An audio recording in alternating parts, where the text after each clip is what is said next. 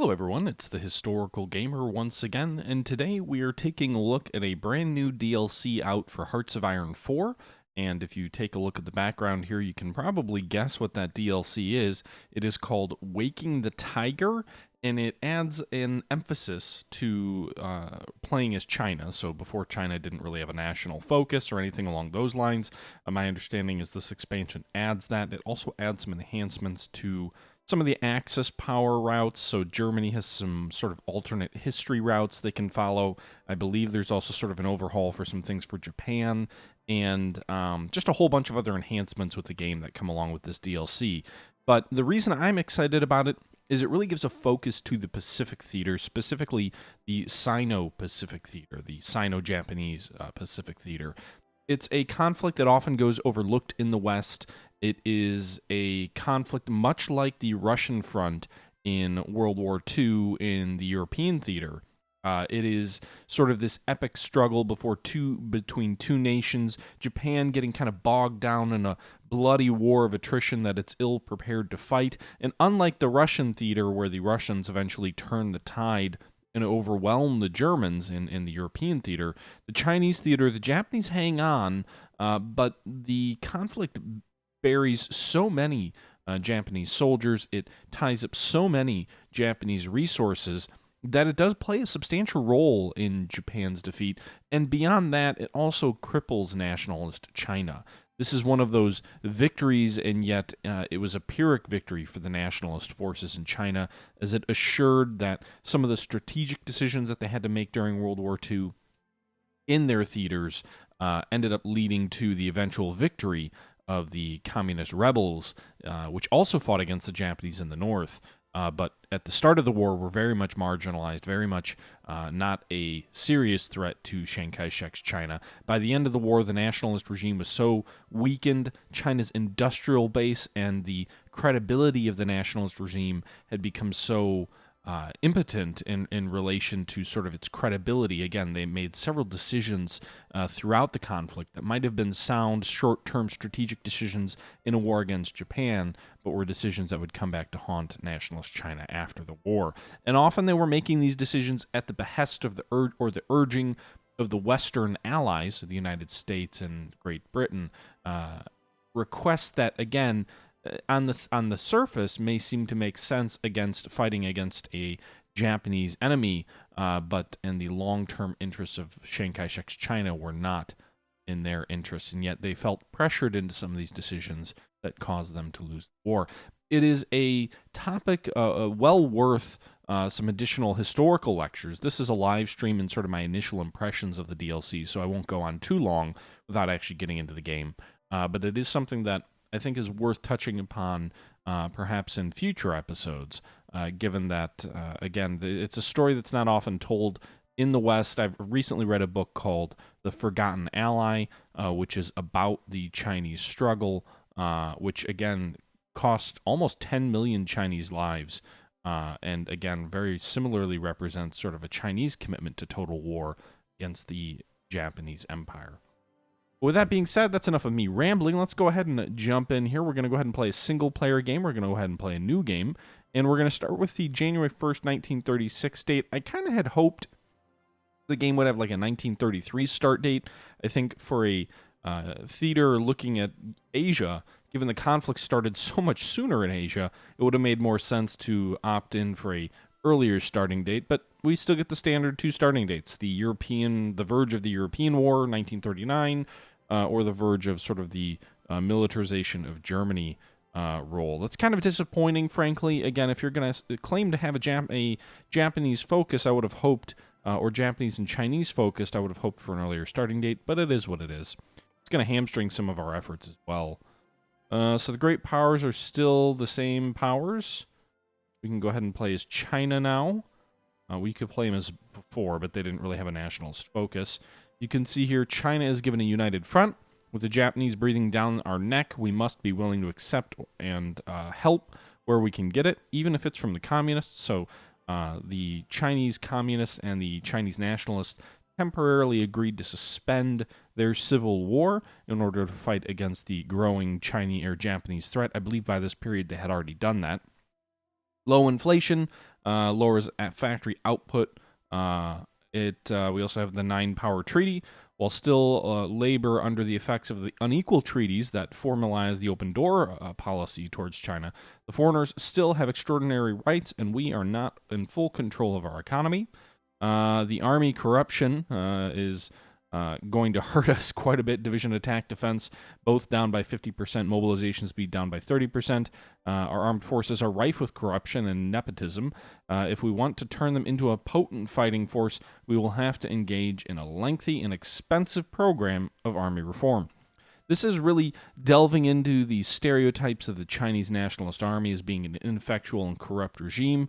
I think some of those historically have been overblown a bit by people who wanted to justify American support for China but also explain away the fall of Nationalist China. I'm not sure if that was as true in the early days of World War II. I'm not an expert on the subject. I trust that Paradox has done their research, but I wonder if it makes for a fancy game perk that might be a little bit overstated. We're nepotism. We're not aligned. We can force. We are nepotism is a form of government, which is a single person rules with absolute power. So that's Chiang Kai-shek, our leader over here. You can see here we've got the information about him. Ideology not aligned. Government authoritarian regime. Elections never. Ruling party the Kuomintang, the Nationalist Party. You can see down here we have army reform. So there are efforts to reform the Chinese military, and then we have Invite the Flying Tigers. Our friends in America have organized a volunteer group of pilots and brought a number of modern planes to support us. We just need to say so. Well, of course we're going to say so. So we're going to go ahead and select China, and we're going to go ahead and move in. You can see here we get all these traits over here. German military advisors give us a plus 7% land doctrine research time. 9-power treaty, which we already mentioned.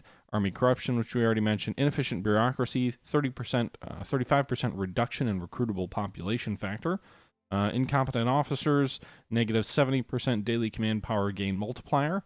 And low inflation, which we already mentioned. So we're kind of screwed as China right now. We've already lost Manchuria to the Japanese. They've set up the puppet state of Manchukuo. So we're going to have to deal with that. It also does appear that there's a couple of warring parties here in the north. I'm not sure. Looks like there's a fascist totalitarian regime in Manchukuo. I don't know if that's like a satellite state to Manchukuo. They're both fascist. Then we've got the Shangxi, which is an authoritarian regime, not aligned. I don't know if the communists? No, they don't appear to be. Oh, here's Communist China, this tiny little faction here to the north under Mao Zedong. And then sort of Zibi Zanmai, which is another non-aligned authoritarian regime. Part of the Mai clique is the ruling party. CPC for Communist China and Kuomintang for Shaanxi, which is... The Kuomintang is also our party, so I don't know if we're allied to them or what. The Yunnan is in the south, the Long Yun. And then the Guxi clique also in the south, other non-aligned group. And then we've got sort of French colonies in Southeast Asia, the British Raj, and that's what we all have here. So if we scroll down, actually, I've got to select. There we go. So difficulty, I don't really know what I'm doing. I haven't played Hearts of Iron 4 in a little while. And I think we'll just go with regular because I think China's going to be a tough starting point to begin with.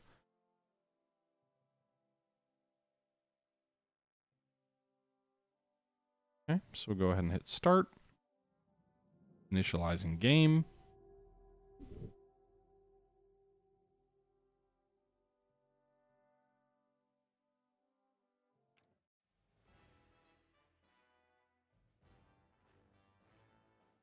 We're paused right now, January 1st, 1936. I don't know if we're hands currently trying to drive south or not. We've got several divisions on the border here. Japan has 2, a motorized and an armored division.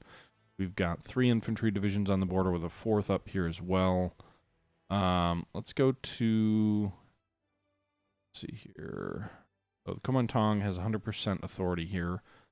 National focus. Let's see what China's national focus looks like. So 3 principles of the people plus 5% to stability. That could be the first one that we go down. You can see here the options from there end up being nationalism, democracy, or welfare. Welfare kind of takes you down a more of a socialist outlook. New life movement, unemployment assistance, free hospitals, and rural schooling. The democracy can lead you down a constitutional reform or sort of an executive yuan, which I'm not quite sure exactly what that means, but it leads you down sort of a democracy route. Republicanism in there, sort of a judicial reform.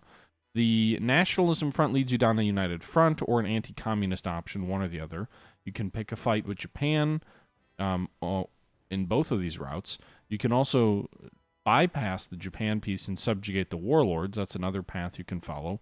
War of resistance against Japan, which then leads to an industrial moving of factories, scorched earth, war of anti-imperialism, forced conscription, and Dare to Die Corps. So the Dare to Die Corps is, but it sounds kind of like a Suicide Squad.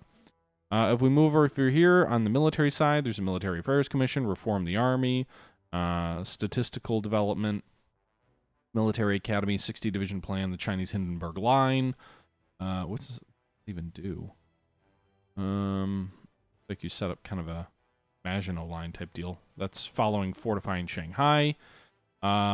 Unified industrial planning is kind of the economical look, developing that. I think that's pretty straightforward. Invite foreign investors so we can bring in French or British cooperation. Guarantee the Hanoi route or the Burma Road, so that's kind of the historical route. Also, you can send a mission to the Soviet Union, to Germany. You can give Falkenhayn citizenship, mission to the U.S., or you can even collaborate with Japan, which is an interesting concept. I think in a more historical discussion, it's worth talking about some of the collaboration that did occur with Japan and Japan's attempts to collaborate with China. Before the war broke out, Japan really tried to, before the full-fledged war, this is Manchukuo aside, before the attacks on like Shanghai and all of that, Japan did attempt to coerce China and kind of rule them as a puppet without invasion.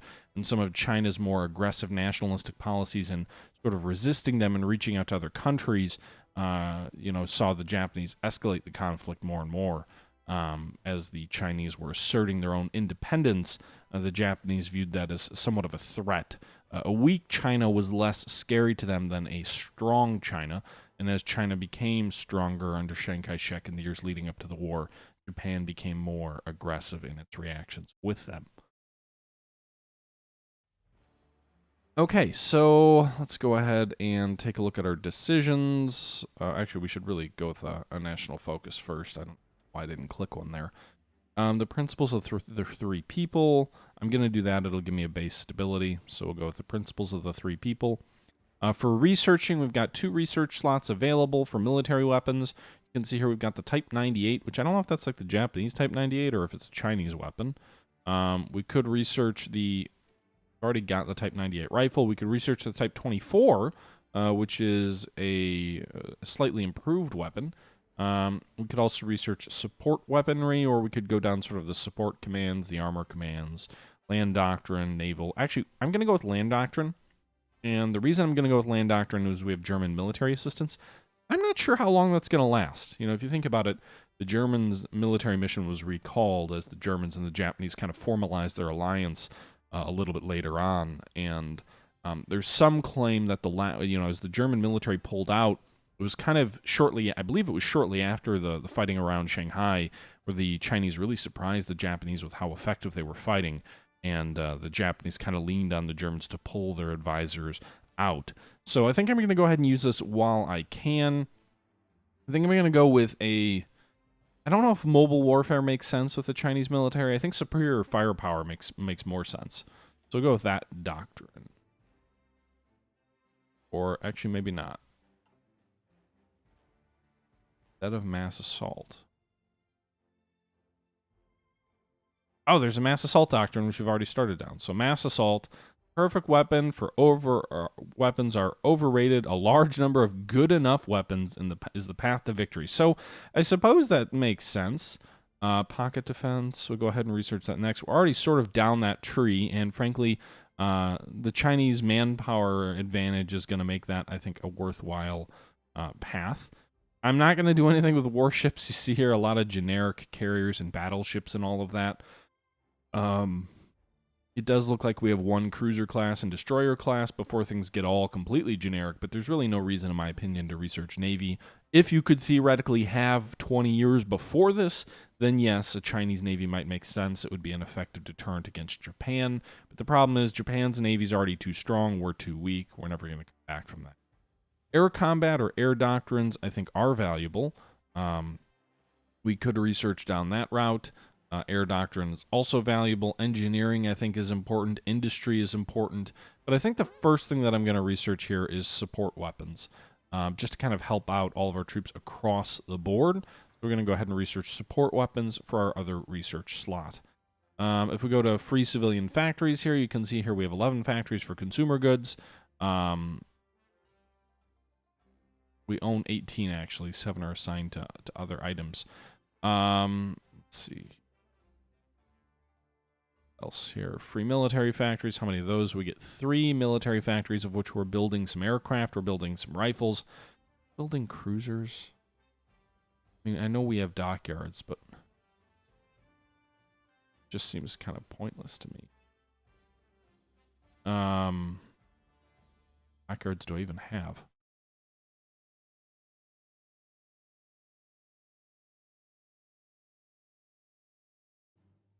I don't know. I mean, I know I'm only using 1 and I only have 1. But it is what it is, I guess. Let's go ahead and expand our basic infantry weapons here out to 5. Really got to make sure that we get our sort of infantry weapons up to par. I'd like to go ahead and also build... I don't have any other infantry units. Got Great War tanks. Got aircraft... Yeah, I need to research more stuff for my army, because right now I don't even have artillery as an option, by the looks of it. I don't want to build Great War tanks, because that's kind of pointless. Interwar fighters, I guess, maybe we'll build... but I'm probably going to replace this anyway, right? I'll just really build up the infantry weapons here. We'll build 1 more fighter here. Maybe 2 more. Air war against Japan might be important. And I guess we'll just dedicate the rest to military factories. We go to insufficient resources here. You can see here we're -4 oil, -6 aluminum, -3 rubber. We have a surplus in tungsten, shortage in steel, and we're flat in chromium. So we're going to have to import a lot of shit. From the Soviet Union, I think we're going to go ahead and import oil. They border us. Or actually, they may not, based on the way the map looks. I guess they don't. My concern if I negotiate with the U.S. is... I don't know if this game actually supports like naval blockades or not. Anyway, we'll buy 1 of oil. We need 1 of aluminum, which we can also get from the US. And rubber, which we can get from the Dutch East Indies. Just down there. So you can see here the trade routes are represented with these little dashes here to the Dutch East Indies. So I'm guessing those can be blockaded? Maybe not. That's weird. Why would we sail our supplies all the way this way? Wouldn't it make more sense just to sail them across the Pacific? I'm not sure, but it looks like everything kind of flows, well, obviously here to the coast, so Navy's important. But I imagine we're going to get cut off by all that once the war actually starts. Steel, we're going to need to import as well. I wonder if we can import through... The U.S. is the easy one. Use 2 factories to import the steel we need. So we'll actually have 2 civilian factories available for us. I'm probably going to spend those civilian factories on upgrading like infrastructure, but I don't know what upgrade. Something probably more toward like the core of our country, because I expect Japan to really drive into the heart of our country here. Let's build more civilian or military factories. Build more civilian factories for now. We'll build some here in the interior. So we'll use 2 factories to build a factory here toward the interior. No divisions are in basic training. We have unassigned divisions. So we'll go ahead and create an army here.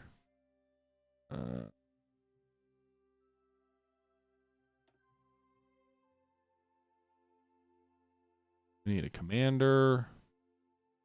General Sun Li-Zhen is a level 4 general, skill of 4. That's a pretty darn high-skilled general. He's also a brilliant strategist. So we'll go ahead and assign him to this northern army. And then we'll go ahead and assign a defensive position. Front line. There it is. Either it be defensive line.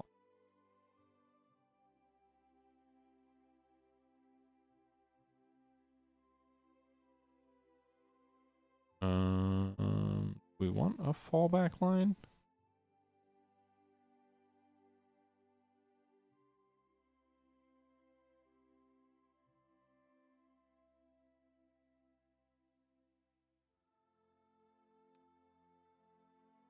Beijing's right on the border. Problem.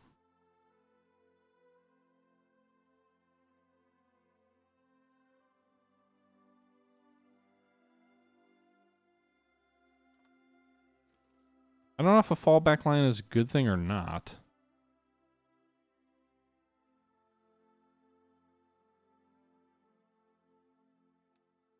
Yeah, we'll just keep the front line. All of our divisions are assigned to that anyway. So we've got 4 divisions assigned to that army. I'd like to assign more. Got a whole bunch of divisions here in the south. Maybe these 2 experienced divisions could go north. My only concern is if the enemy lands troops near Shanghai or Nanjing or whatever along the coast, we could be in some trouble. What I could do is I could pull these 4 divisions here and move them north as part of the first army.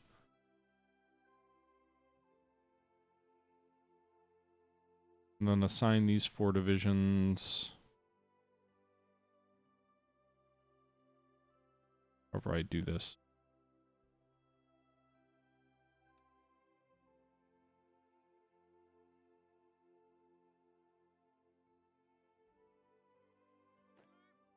All right, so now we'll have 8 divisions on the northern front, and then we'll have the rest of our divisions kind of where they are along the coastlines. I think it probably makes sense to assign these guys to an army.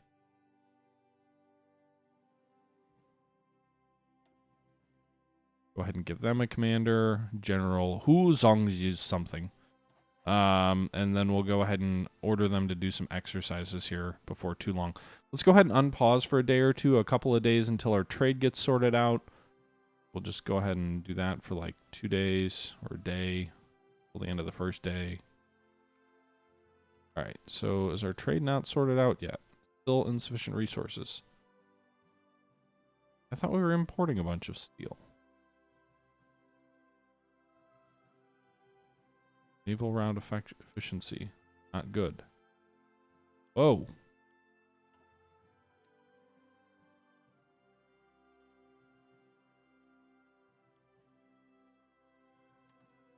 All right.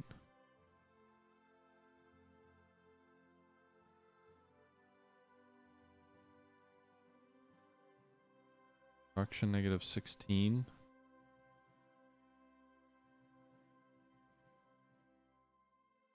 Extracted, imported, that's 47.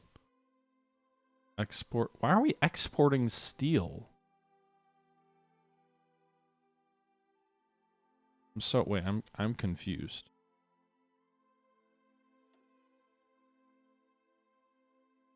We actually had a surplus of steel. Short on aluminum.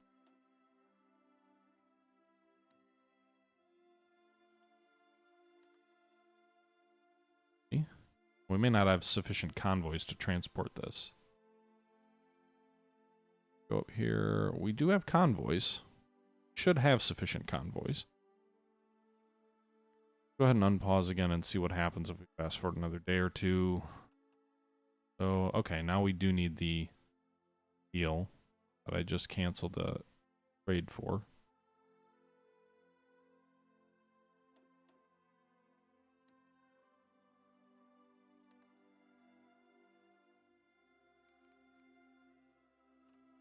All right, so we're good on... No, we're not good on... We were good on trade. It's just like an inconsistency in how much is being delivered from the U.S. I don't think there's much we can do with that. I think that just has more to do with our lack of infrastructure. Meanwhile, no divisions are training for new troops, so let's go ahead and train a regular force here. I don't know what that consists of. I think it's probably just a really basic infantry unit here. Yeah, it is. So 3 wide, 2 deep, 6 infantry battalion division. Not great. Definitely there's a better way to format those, but until I get that support column, some of those additional forces working, I think it's going to be difficult for us to do much more than that. I wouldn't mind crushing Communist China up here if we could. But that would probably violate our diplomatic alliance. We're to go up here and... Well, we can't declare a war. No war justification. We can't justify a war either. It would increase our... we need 50 world tension, so we can't do anything about the Chinese, the communist Chinese, that is. Just kind of have to leave things as they are. Our inefficient trade will ensure we probably always have some surplus or deficiency of goods. And these guys can all be assigned to a new army, which we'll call the reserve army. We'll assign a new commander to it. General Zhu Qingtong. Level 3 skilled officer. They have no orders. Start an exercise. And you have no orders.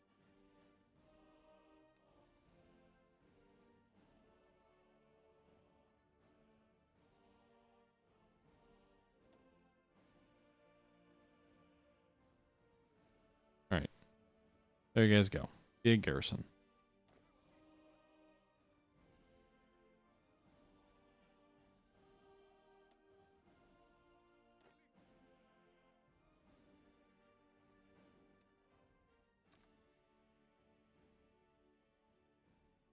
Alright, so we added him.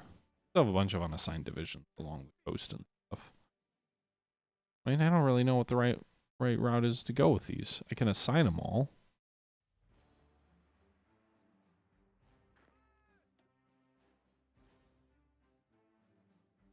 Right, all armies that won't have any divisions will automatically be removed.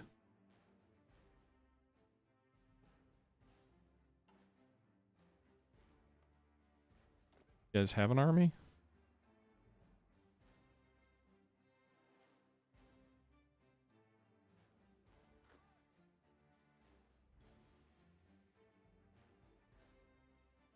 Oh, they do have an army.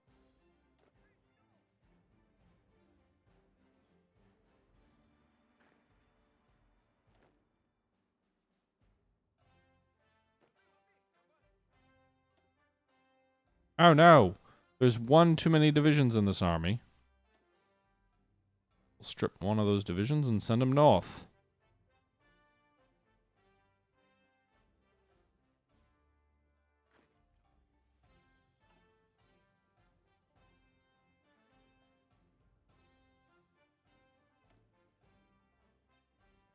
Yeah, I think it's just inefficiency.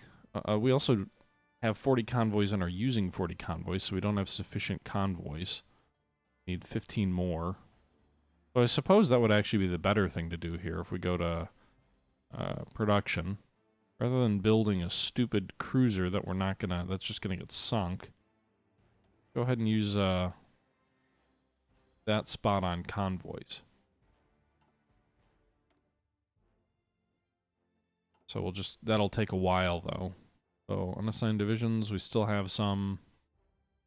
Alright everybody, I'm going to go ahead and here and jump in and end this video. I know we're about 30 minutes into the game, and frankly, I don't think I've shown anywhere near enough to get a good sense of what Waking the Tiger looks like in terms of, hey, is it worth it or whatnot.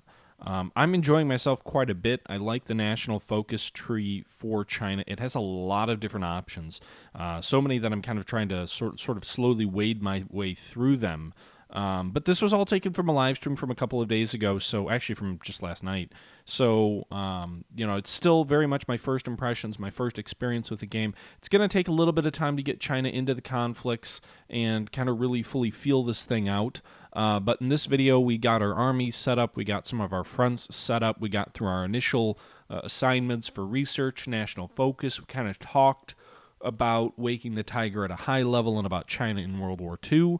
And I'm really looking forward to part 2, which should be coming here before too long. With that being said, I hope you did enjoy this video. Let me know your thoughts below. Also, let me know your thoughts about sort of a historical discussion series, because my sense is these first impression videos may take an hour or two to get through, sort of to finally get a feel of it. But after that, there's probably going to be a lot of content that might be nice to overlay some historical discussions. I know I keep talking to you guys about doing that. I am actually working on a series sort of behind the scenes that I'm putting a lot more effort into, where I've started recording a more in-depth look at a totally different topic from a historical perspective.